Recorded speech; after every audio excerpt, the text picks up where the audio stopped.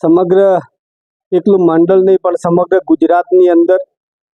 સંગઠન સૂજન અભિયાન તરીકે અમારા નેતા રાહુલ ગાંધીજીએ નવા નારા સાથે અહીંયા ગુજરાતની અંદર મોકલ્યા છે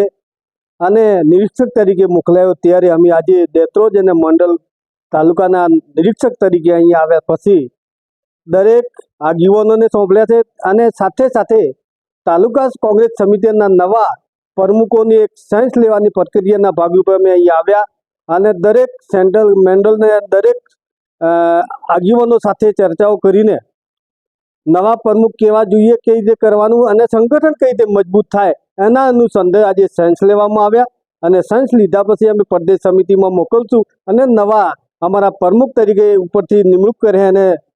આવતી ચૂંટણીઓમાં સૌથી વધારેમાં વધારે સંગઠનની રીતે મજબૂત કરીને આગળ વધતી ચૂંટણીઓમાં કઈ રીતે અમે મજબૂતાઈથી જીતશું એના બદલે અમે અભિયાન ચાલુ કર્યું છે અને રાહુલજીનો સાથે સાથે આભાર માનીએ કે સૌથી પહેલાં અહીંયા પાયલોટ પ્રોજેક્ટ તરીકે ગુજરાતમાં મૂક્યો છે અને એના અનુસંધાને અમે આવ્યા છીએ.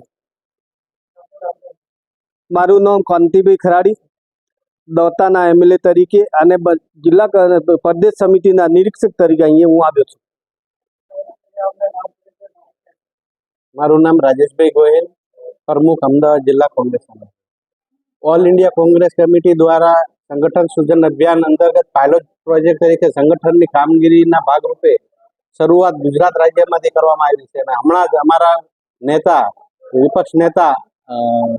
લોકસભામાંથી રાહુલ ગાંધી ગુજરાતના પ્રવાસે આવ્યા હતા અને એમને